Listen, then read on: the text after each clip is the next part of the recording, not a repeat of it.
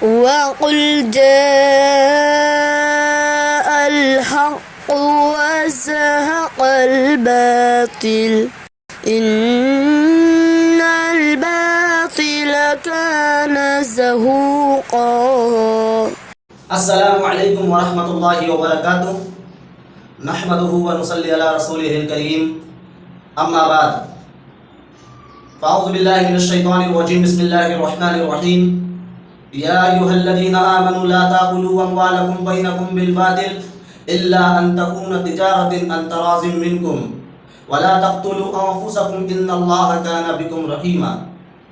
محترم ناظرین، گزشتہ درس میں ہم نے بیع اور تجارت کا تعارف پیش کیا تھا، اور انشاءاللہ آج کے اس درس میں تجارت کے چند اہم اور بنیادی اصول کا ذکر کریں گے۔ تجارت میں اصل جو چیزیں ہوتی ہیں وہ تین ہیں۔ ایک ہے معاملے کے فریقین، یعنی بائع اور مشتری، خریدنے والا اور بیچنے والا۔ دوسری چیز ہے وہ سامان جس کا سودا کیا جا رہا ہے۔ تیسری چیز ہے اس سامان کی قیمت۔ تو آج کے اس درس میں ہم پہلی چیز یعنی معاملے کے جو فریقین ہیں، بیچنے والا اور خریدنے والا، اس پر بحث کریں گے۔ تو اس تعلق سے تجارت اور بیع کی پہلی شرط یہ ہے کہ معاملے کے جو فریقین ہیں ان میں باہم رضامندی ضروری ہے۔ کوئی تجارت ہم کر رہے ہیں، کوئی بزنس ہم کر رہے ہیں، تو اس میں جو بیچنے والا ہے اور جو خریدنے والا ہے، ان دونوں کی رضامندی اس سودے میں، اس بزنس میں، اس معاملے میں نہایت اہم اور ضروری ہے۔ اگر ان میں سے کوئی ایک راضی نہیں ہے، رضامند نہیں ہے، یعنی خریدنے والا خریدنا نہیں چاہتا ہے، بیچنے والا بیچنا نہیں چاہتا ہے، تو کوئی زبردستی نہیں کر سکتا ہے۔ اب بیچنے والا زبردستی اپنا سامان نہیں بیچ سکتا ہے، کیونکہ خریدنے والا اس کو خریدنا نہیں چاہ رہا ہے۔ اب زبردستی اس کو سامان نہیں بیچ سکتا۔ اسی طرح ایک بیچنے والا ہے، اس کو اپنا سامان نہیں بیچنا ہے، تو اب خریدنے والا اس پہ زبردستی نہیں کر سکتا کہ مجھے یہ سامان چاہیے، یہ سامان مجھے بیچ۔ تو اس طرح زبردستی نہیں کر سکتا ہے، اپنی من پسند کی قیمت پر اس سامان کو خرید نہیں سکتا ہے جب تک بیچنے والا راضی نہ ہو جائے۔ جس قیمت پر وہ راضی ہو جائے اس قیمت پر آپ کو لینا ہے، اپنی مرضی کی قیمت پیش نہیں کرنی ہے۔ جو مارکیٹ ریٹ ہے اس ریٹ میں آپ کو لینا ہے۔ تو نہ ہی بیچنے والا زبردستی اپنے سامان کو بیچ سکتا ہے، نہ ہی خریدنے والا زبردستی اپنے سامان کو خرید سکتا ہے۔ دونوں کی آپس میں رضامندی نہایت ضروری فعل ہے۔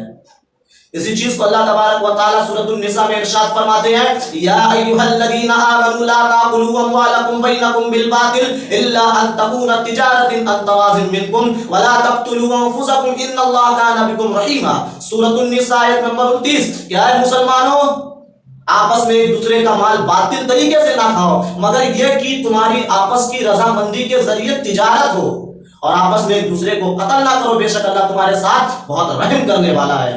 تو سورۃ النساء کی اس آیت میں اس تجارت کو، اس بزنس کو، اس معاملے کو باطل قرار دیا گیا ہے جس کی آپس میں رضامندی نہ ہو۔ جس معاملے میں، جس تجارت میں، جس بزنس میں آپس میں باہمی رضامندی نہیں ہے، تو اللہ تبارک و تعالیٰ نے اس آیت میں اس کو باطل قرار دیا ہے۔ لہٰذا اس آیت کی روشنی میں اور نبی صلی اللہ علیہ وسلم کی حدیث کہ آپ صلی اللہ علیہ وسلم نے ارشاد فرمایا، انما البیع عن تراض، کہ بے شک بیع جو ہے، تجارت جو ہے، آپس کی رضامندی ہی سے ہے۔ تو اس حدیث کی روشنی میں اور سورۃ النساء کی اس آیت کی روشنی میں یہ بات نہایت واضح ہے کہ تجارت اور جو بیع ہوگی وہ آپس کی رضامندی کے ذریعے ہی ہوگی۔ اگر کوئی ایک فریق آپ راضی نہیں ہے، رضامند نہیں ہے، تو اس تجارت کو بیع نہیں ہو سکتی۔ تو یہ ایک معاملہ تھا کہ آپس میں رضامندی ہونا چاہیے، زبردستی کا معاملہ نہیں ہونا چاہیے، نہ خریدنے والے کے ساتھ نہ بیچنے والے کے ساتھ، دونوں میں سے کسی ایک کے ساتھ زبردستی کا معاملہ نہیں ہونا چاہیے۔ مگر چند صورتیں ایسی ہیں کہ جس صورت میں حکومت یا عدالت یا اسی جیسی کوئی تنظیم سامان کے مالک کو مجبور کر سکتی ہے کہ وہ اپنا سامان بیچے۔ یہ مستثنی صورت ہے۔ اس میں سے پہلی صورت یہ ہے کہ کسی نے قرض لے لیا ہے اور اس کو بار بار یاد دلایا جا رہا ہے کہ قرض لوٹا دو، قرض لوٹا دو، لیکن وہ لوٹانا نہیں چاہتا ہے، نہ ہی اس کے پاس کیش ہے، نقدی رقم بھی نہیں ہے کہ وہ لوٹا دے۔ تو اس صورت میں عدالت یہ فیصلہ کرے گی کہ جس نے قرض لیا ہے اس کی جائیداد وہ بیچ دے اور اپنی جائیداد بیچ کر اپنا قرضہ ادا کرے۔ اگر وہ جائیداد بیچنے پہ راضی نہیں ہوتا ہے، عدالت کا حکم آ جانے کے باوجود بھی اس نے جائیداد فروخت کر کے اپنا قرض ادا نہیں کیا، تو حکومت یا عدالت زبردستی اس کی جائیداد کو فروخت کرے گی اور قرض دینے والے کو اس کا پیسہ واپس کرے گی۔ لیکن اس میں یہ بات یاد رکھنی چاہیے کہ آپ جس جائیداد کو بیچ رہے ہو مارکیٹ ریٹ پہ بیچے، ایسا نہیں ہے کہ میرا پیسہ بس واپس ملنا چاہیے، اب اس کی تجارت، اس کی جائیداد ہے، جیسے چاہو فروخت کرو، کوڑی کے داموں پہ فروخت کرو، مجھے تو بس اپنے پیسے سے مطلب ہے، مجھے اپنا پیسہ ملنا چاہیے۔ تو اس طرح کی صورت نہیں ہونی چاہیے، آپ انصاف کے ساتھ اس کو مارکیٹ ریٹ پہ بیچے، اور اگر اس کی قیمت آپ کے قرض سے زیادہ ہے تو آپ اپنے قرض کی جتنی قیمت ہے اتنی قیمت آپ لے لیں اور بقیہ قیمت اس کو واپس کر دے اس مالک کو۔ تو یہ پہلی صورت ہے۔ دوسری صورت یہ ہے کہ کسی قرض لینے والے نے قرض لینے کے بعد کسی چیز کو رہن رکھا ہے، گروی رکھا ہے، کوئی جائیداد یا کوئی سامان اس نے گروی رکھا ہے قرض کے بدلے میں۔ اب بار بار یاد دہانی اس کو کرائی جا رہی ہے کہ آپ اپنا قرض ادا کر دو، لیکن وہ ادا نہیں کر رہا ہے، ٹال رہا ہے، ہیلا کر رہا ہے، بہانہ بنا رہا ہے۔ تب اس کی صورت یہ ہے کہ حکومت یا عدالت اس کو یہ آرڈر دے کہ اپنی جو جائیداد تو نے رہن یا گروی پہ رکھا ہے اس کو فروخت کر، اور فروخت کر کے اپنے قرض کی قیمت ادا کر۔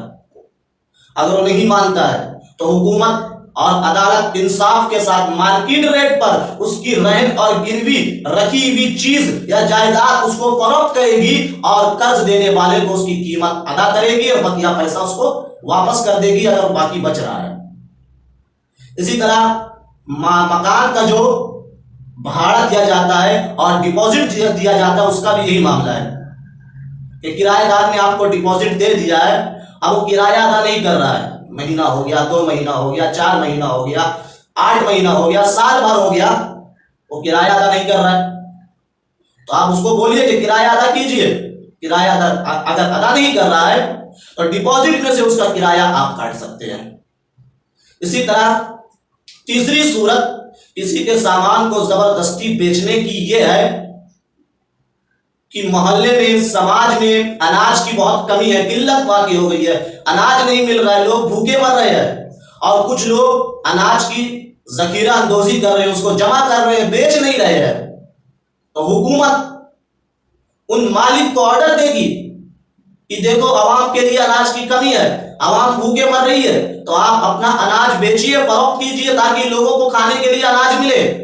لیکن وہ پھر بھی حکومت کی بات نہیں مانتا، اناج بیچنے پہ راضی نہیں ہو رہا ہے، تو حکومت زبردستی اس کے اناج کو فروخت کرے گی تاکہ عوام کو کھانے کے لیے روزی روٹی مل سکے، ان کو اناج مل سکے کھانے کے لیے۔ تو یہ زبردستی فروخت کر سکتی ہے حکومت۔ زبردستی کسی سامان کو فروخت کرنے کی چوتھی صورت یہ ہے کہ حکومت جو ہے عوام کی فائدے کے لیے، ان کے رفاہی کام کے لیے، حکومت کو کسی جگہ کی ضرورت ہے، حقیقی طور پہ ہڑپنا نہیں چاہتی ہے حکومت، بلکہ اس کو حقیقت میں کسی چیز کی ضرورت ہے عوام کے فائدے کے لیے، کسی جگہ کی ضرورت ہے، وہاں پہ وہ ہاسپٹل بنانا چاہتی ہے یا راستے کو وسیع کرنا چاہتی ہے، عوام کے لیے، عوام کے مقاصد کے لیے حکومت کو کسی جگہ کی، کسی زمین کی ضرورت ہے، تو پہلے وہ مالک مکان کو یہ آرڈر دے کہ ہم کو عوام کے فائدے کے لیے اس جگہ کی ضرورت ہے، آپ ہمیں فروخت کر دیجئے۔